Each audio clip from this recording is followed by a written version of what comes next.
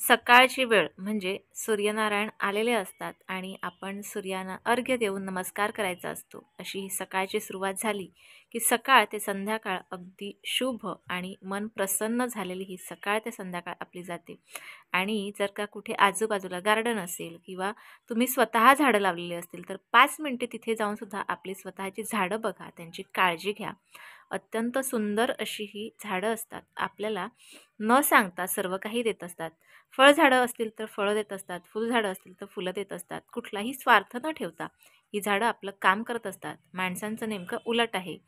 तर आता सकाळीच देवपूजा झालेली आहे. देवपूजा झाली की मन कसं प्रसन्न होतं, शांत होतं आणि मग पुढचं ज्या वेळेला आपण काम करतो त्यावेळेला आपल्याला वेगळीच अशी एक शक्ती प्राप्त झालेली असते, असं कधीतरी वाटत असतं. म्हणजे अर्थात मन प्रसन्न झालेलं असतं.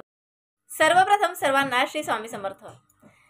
आनंद देणाऱ्या व्यक्तींना नेहमी आशीर्वादाचे व्याज मिळत राहते, परंतु दुसऱ्यांना दुःख देणाऱ्या व्यक्तींना जन्मभर टळटळाटीचे हप्ते भरावे लागतात. खरं आहे ना, आपण दुसऱ्यांना दुःख दिला तर आपल्याला सुद्धा दुःख मिळतं, दुसऱ्यांना सुख दिला तर आपल्याला सुद्धा सुख मिळत असतं. तर आता सकाळी साबुदाण्याची खिचडी करायचा बेत होता आणि साबुदाण्याची खिचडी ही गरमागरम तयार केलेली आहे. ओमसुद्धा सकाळी शाळेत जातो, त्यामुळे त्याला सुद्धा डब्बा भरून द्यायलाच लागतो, कारण तो दुपारी 1 वाजता येतो, त्यामुळे भरपेट नाश्ता हा झालाच पाहिजे. तर असं हे झालेलं आहे काम. आणि बघा, आपण ज्या वेळेला हेल्दी फूड खात असतो त्यावेळेला आपण सुद्धा हेल्दी राहत असतो आणि सिजनेबल फळं खाल्ली गेली पाहिजेत असं डॉक्टरसुद्धा म्हणत असतात. आणि त्यामुळे मुलांना तर आवडतातच. बघा, माझा ओमसुद्धा हे पायनॅपल खूप आवडीने खातो आणि ते दोघेही मार्केटला गेले होते काहीतरी कामाने आणि त्यानंतर येताना त्यांनी पायनॅपल घेऊन घेऊन आले दोघेही आणि खायला सुरुवात केली. मलाही दिला होता.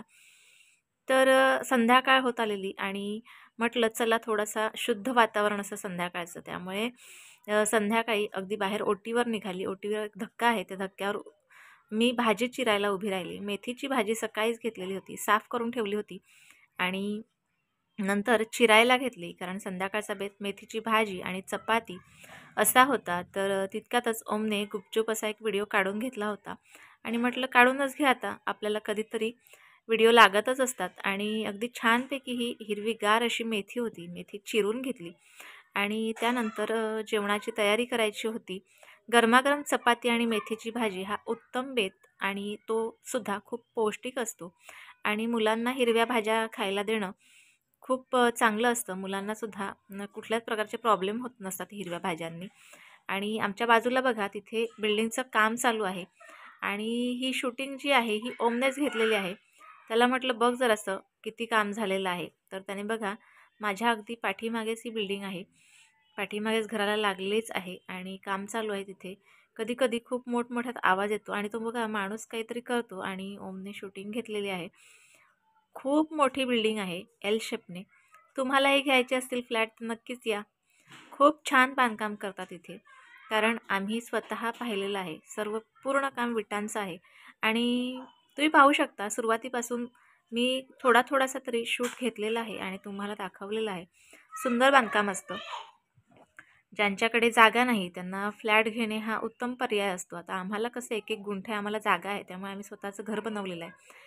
इथे मी कोथिंबीर दुपारीच कापलेली आणि त्यानंतर इथे कोथिंबीरचे रोल बनवून मी उकडायला ठेवलेले होते.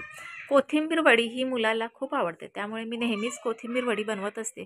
आणि आता हिवाळ्यात हिरव्या भाज्या, कोथिंबीर ह्या खूप साऱ्या येत असतात, स्वस्त आणि मस्त, आणि शिवाय खाण्यासाठी खूप उत्तम अशा ह्या भाज्या असतात. ह्या बनवले रोल आणि त्यानंतर मी फ्राय करून घेतले.